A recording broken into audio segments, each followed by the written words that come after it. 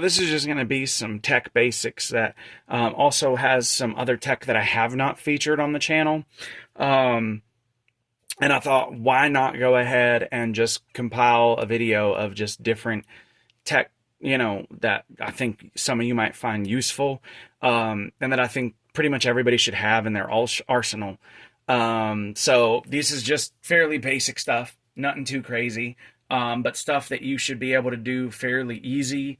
And just me going over it and how the techniques work, and how to do them and sort of showing them off, if that makes sense.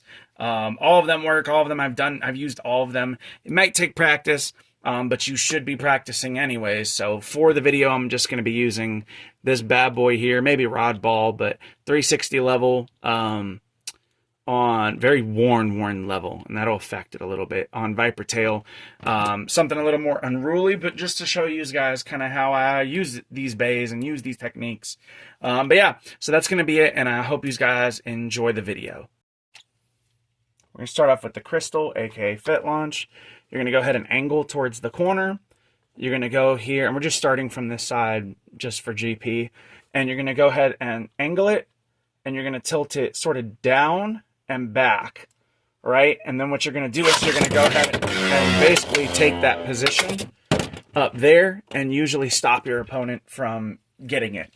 And it's fairly simple, fairly straightforward, not very difficult at all. Keep practicing it and eventually you'll get it. It's a little trickier on level, which is why I want to show it, because level's traction literally depends on whether or not you're riding the inner side, or the inner ring here, the outer ring, or that little divot. So I want to show that this tech can be done on even the more difficult bits to do tech on.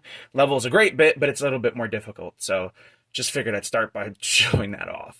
Next launch we have here is actually what I like to call the Sledge, and it's a variation of Nub's hammer launch.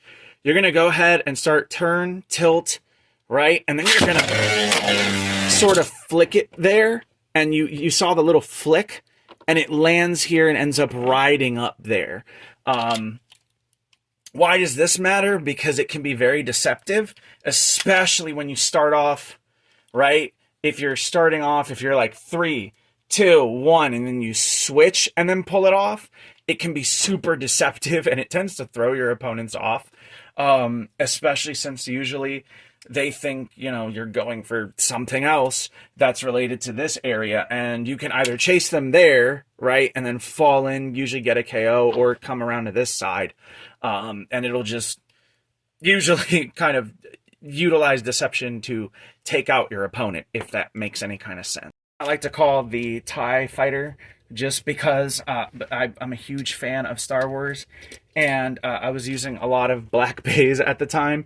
You're going to start by taking your launcher like this, and you're going to tilt it like this, just so that way, I don't know if you could see it, you're going to tilt it like this, just so that way you're shielding for their drop, and then you're going to sort of ride up. It'll ping, but it doesn't do it so well on level. You're actually pinging and forcing your way up, and when you hit them, it's with a lot of force, and they tend to either get flung into this corner here, this corner pocket, or they'll just be flung around and forced to deal with you. Kind of a fun, nifty little trick. Not necessarily always the most useful, but again, I wanted to kind of take all the tech that I've sort of developed and just had fun with, over time, and put it up here. And I think that this one's really useful, for when their bay is heavier than yours. If you're using non-meta, especially something that's a little lighter, this can really help you overcome them, because you're hitting here, pinging, and then coming in with a lot of force. So you will move them, and because the angle that you end up like hitting them at, you're not really at a huge, especially not with something with this much traction, disadvantage. And it's a great way also to get defense types, you know what I mean? Kind of, especially like Hexa, etc., up there to kind of boom, hit them and neutralize some of the more balance attack oriented Beyblades, kind of stop them from stalling, if that makes any sense. Lotus, the angle, it's a very steep angle, and whether you're doing it, let me show you, whether you're doing it this way and you want to tilt like this to counter their bay, you're kind of wanting to just tilt it in the direction that will counter your opponent's bay. So let's say, again, just hypothetically, they're stalling here. I'm going to want to tilt it towards that direction and give a very hard rip. And you can see it sort of didn't do it because I didn't give it enough of a hard rip. There we go. So you can see we kind of are prepared for them, and then usually they'll hit you. Again, doesn't work super well on level because it seeks to level out, but it works really well on all the flats, low flats. It works pretty well on Vortex, Cyclone, even on, believe it or not, Taper and Kick. It's a useful little technique, and I like it.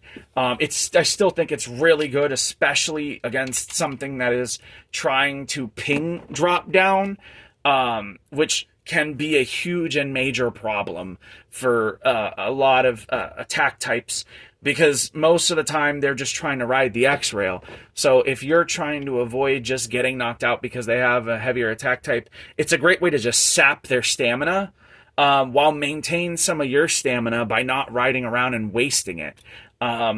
Because you're using the edge of the bit. So it ends up working out pretty well.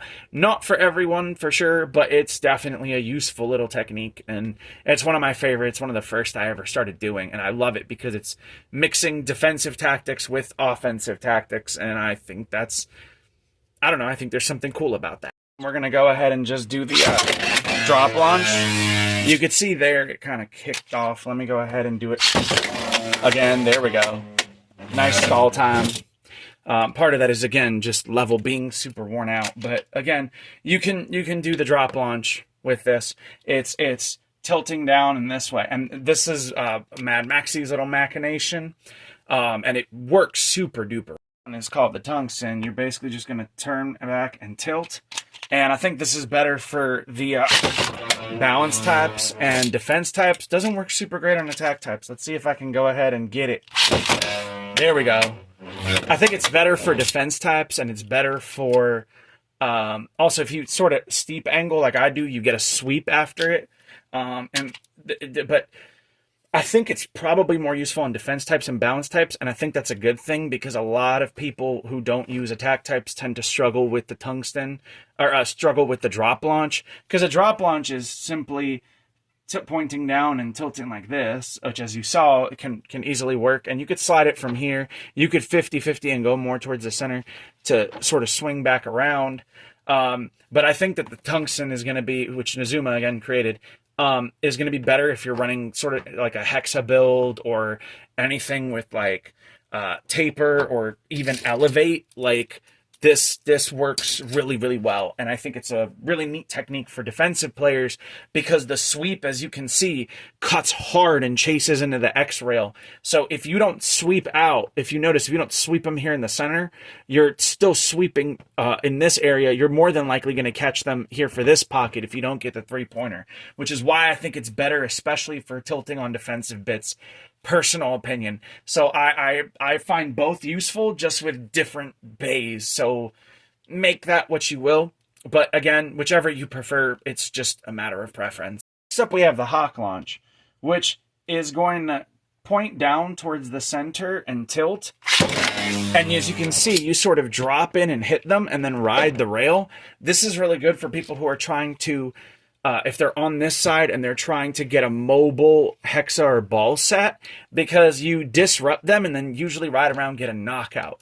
So it's just really useful. I kind of made it as a way to deal with those really hard sets that a lot of times why you get knockback is because you've hit them without disrupting them and they're stable on something like Hexa or ball or orb. And as a result, or wall ball, and you get knocked back because of it. So you're destabilizing. While they're still stabilizing, you're riding the X-Rail, coming back and hitting them. And usually getting a knockout. Or just immediately hitting them, and then they pull you back towards them with the angle. So fairly useful technique. I think it works pretty well, realistically speaking. And I like it a lot. And then we have shooting to the other side. You're actually going to want to take and point down slightly. So here it is. You're going to point towards the other corner. You're going to tilt down and shove. And as you can see with level, I can't get all the way around, but it's great for Dragoon guys. I tend to like to ride here, and then I'll usually sort of ride around or drop down and ride here and come up. But again, chewed up level, very well worn level, left out in the sun level, and 360. Oh, I need to treat my parts better. I really do. I really. The theater launch is a little bit easier in my opinion because you're just pointing towards where you want to go and lobbing it and getting sort of a ping down KO. You could also do this technically to the other side if you wanted to. So again, just theater launching to this side, right? You're just gonna sort of launch there and swing in. So you're landing here. You're putting pressure if they're trying to ride here. Because you're in the air, you're usually fine because you're tilting towards them. And then what happens is you're slamming your bay. It tends to work better with the heavier bays. And it works really well with defensive bays and stamina bays that you're ripping really hard. Attack bays, not so much, but you can do it. I have done it. And it works really well with Winder, especially. I've had a lot of luck with it.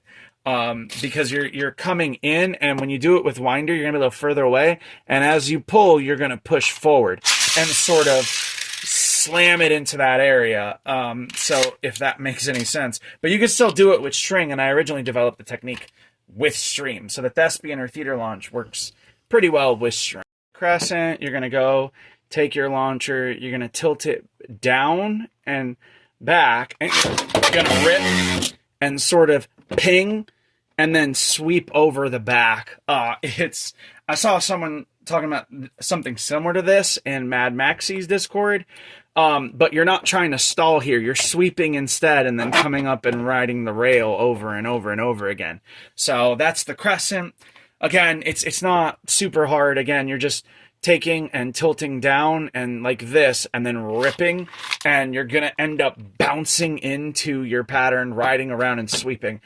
It's a great way to counter Dragoon if they're trying to shoot this way and swing up here to stall on the right side.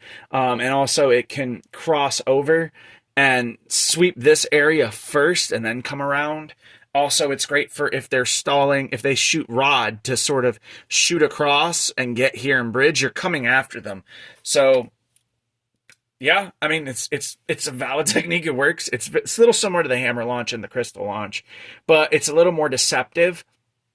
You just kind of got to be willing to get close here. So if you see them bridging up here, it's a great counter tactic in my personal opinion.